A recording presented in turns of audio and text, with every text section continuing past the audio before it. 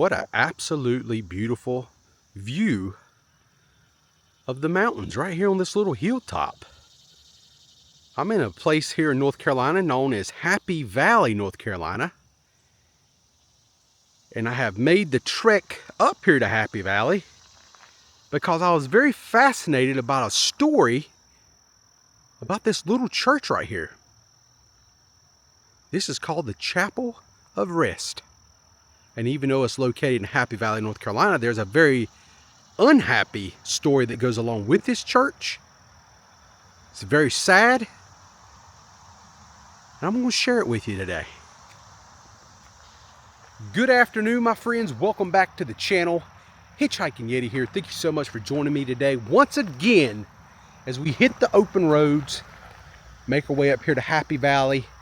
Probably maybe about 10 miles to the north of Lenore, North Carolina, give or take. But this is an absolutely beautiful little location. This church right here has a lot of interesting history to it. It was actually built back in 1887. It thrived, and then by 1916, unfortunately, this little church burned down, but the congregation rebuilt the church. And then in the 1920s, it was thriving once again.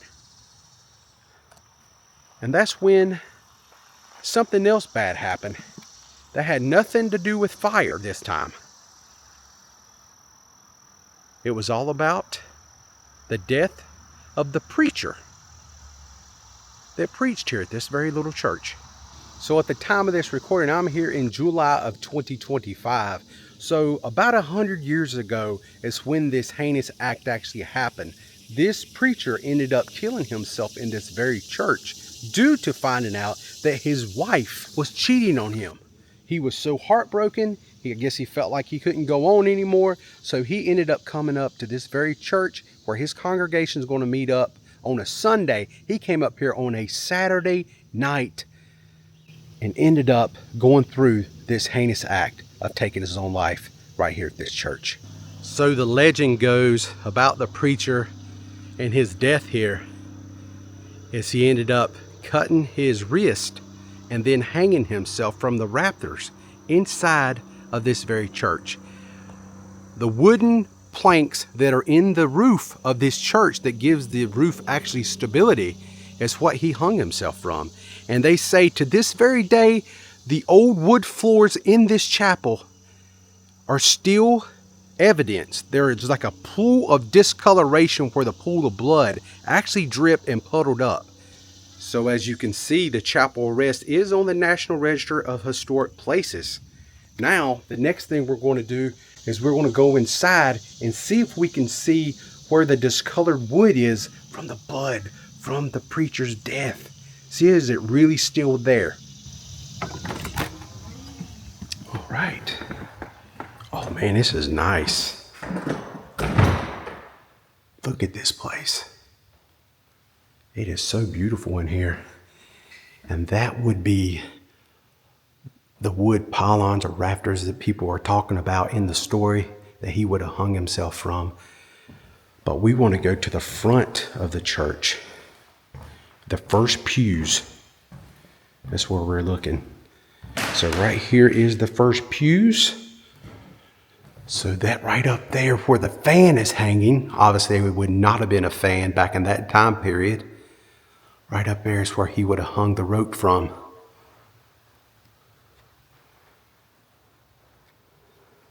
It's very peaceful here.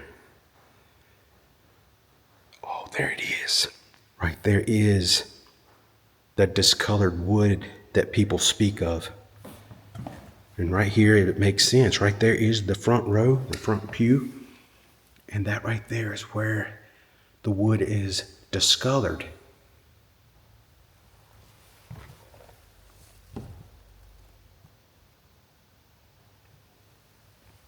That is pretty creepy. I gotta say, it's very quiet here.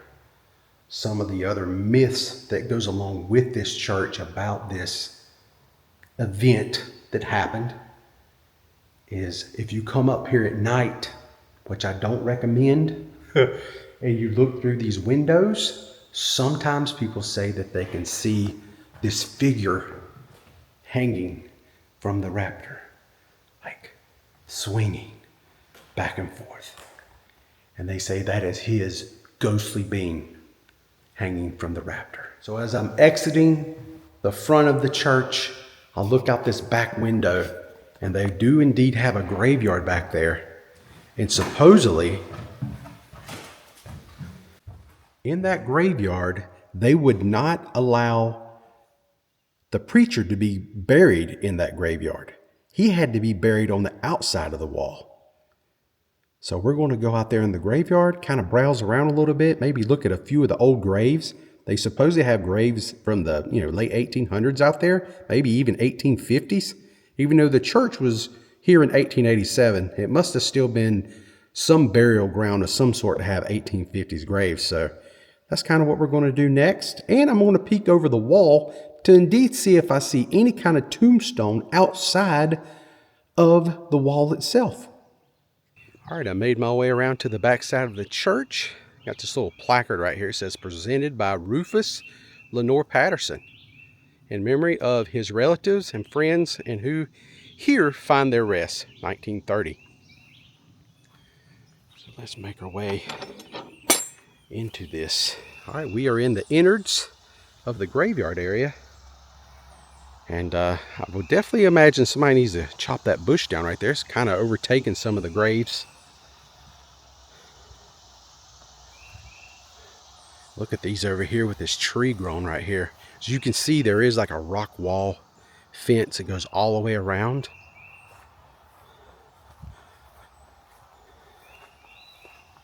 Graveyards are always so fascinating and neat. I don't see anything super like this. Here's 1970. That's a little newer than what I was expecting to find back here, to be honest with you. Looks like all these people here are in the Steele family.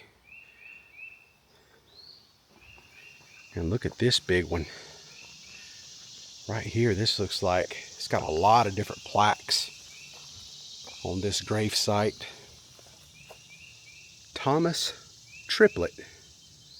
That's in 2020. That is very, all of these right here are fairly new. I didn't think people still use this church, but maybe it don't matter. Oh, what is this? Look at this. Now that is a very interesting headstone. Look how old that is. That is wild. I mean, I can't even hardly make out the name. Looks like maybe a William somebody. A lot of bugs back here though. That was March 9th, 1920. And then April 7th, 1925. Said married October 16th, 1872. So this was a couple. Here was a, I don't know what that says. Brave soldier, ideal husband, and true faithful friend. So this was a husband and wife burial spot. That is awesome. And sure enough, right here is a couple more markers where they were buried. Now that is pretty daggone cool. That is awesome. But I have been, as I walk around, I've been looking out here on the edge, on the other side of the wall. I've not really seen anything but a lot of this like growth, vegetation. I don't see any other headstones out there that could be the preacher at the time. Which, be honest with you, I didn't really think I was going to find that. There's a lot of old ghost stories and myths here in the South especially that are just stories. Couldn't really find anything to document what happened here that I just told you about, but some people like ghost stories, haunt stories. And what we seen inside on the floor definitely was kind of creepy. It's a good story. I don't know if somebody's, spilt something on that and discolored it and somebody just took that and ran with it. Maybe. Could have happened. But all in all, this is an awesome little place right here. And that there, I thought maybe that was going to be a headstone, but it's not. It's just like a root system that's rotten. Really nothing to be speaking of with any significance. This is kind of interesting. I notice some of the graves are just right up against the wall here. And this one here is pretty old. Since the church was built in 1887, this here is the grave of Judy Greer, November 26th, 1888. So 1 year after the church was built, she was laid to rest. I think that's the oldest grave that I've seen so far. But I still have been looking on the other side of this wall, just kind of combing the woods. The gnats, the bugs are really starting to become a pain. Anytime you have a lot of vegetation like this in the summer months here in North Carolina, even if you're close to the mountains, it doesn't matter. The bugs love. That is a good breeding ground. There must be a creek somewhere close by also.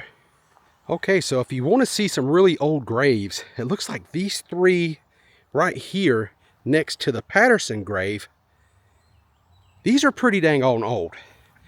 Now, reading the gravestones would take a talent that I don't have, because they have all this like black sediment on them. It's really hard to read them. And I don't know if it might come up on camera a little bit better, but my viewfinder is very small. But this is July 27th. That looks to be 1861. It says died right there. But the rest of this stuff, I really can't make it out too good.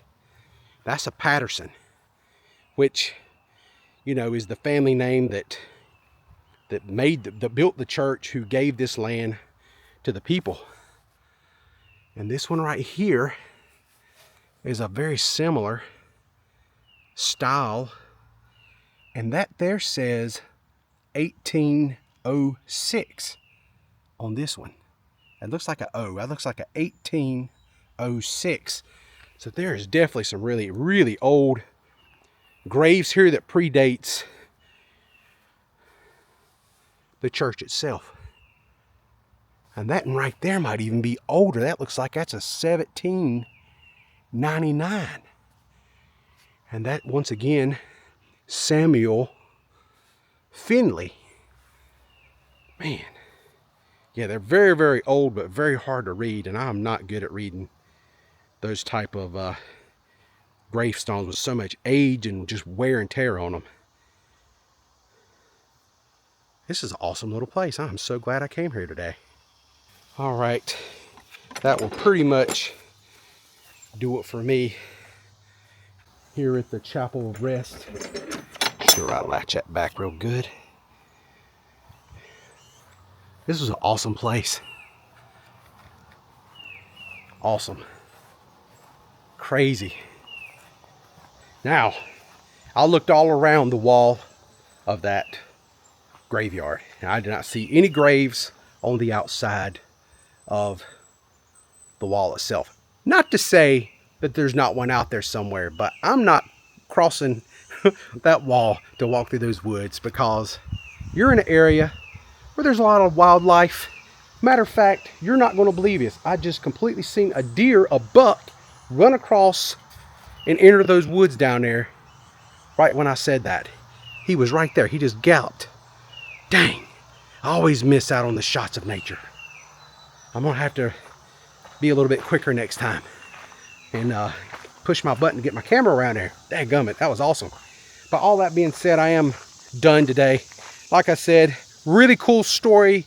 Not a lot of like hardcore evidence that this ever even happened. But there is quite a few videos on different social media posts about this. I had several people, 3 different people sent me the story of this online. A few people sent me stuff on Instagram, email, and I finally just bit the bullet. I was in the area today, and I said, I'm going to go up there to that chapel. I'm going to check this out for myself. And you know what? I'm so glad I did, because this was really cool.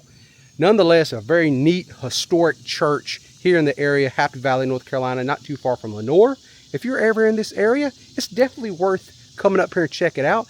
This church is open to the public.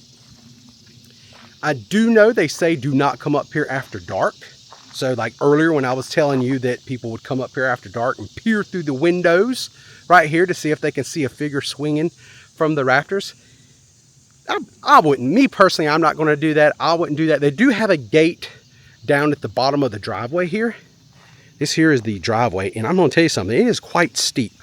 This driveway is very steep, but yeah, if you go on down to the main road, this is Highway 268 right here that leads up to the church. Where the driveway actually connects to 268, and then you can drive up the drive. But yeah, they do have a gate down there. I don't know if they close that after a certain time or not. This place is under some kind of surveillance, so it is being watched. I don't think it's just sitting here like willy-nilly. This is too nice a place. It's very, very nice church, well taken care of. They do have events here from time to time. Matter of fact, when you walk into this front door right here during your visit, you can sign your name on a book, put your email, so on and so forth, and they will email you information about some of their special events that they have here at the Chapel of Rest. So if that's something you think you might be interested in, you're not too far away, you would like to experience that, there's your option. Just put your information right there. All right, my friends, I am all done today. I had a great time here at the Chapel of Rest in Happy Valley, North Carolina. Really was a good day. Beautiful scenery here. And now I'm going to hit the road. Thank you so much for hanging out with me and watching. Until next time, friends, I am the Hitchhiking Yeti, and I will see you in my next adventure. Y'all stay safe, and I hope to see you all again soon. Y'all have a blessed day.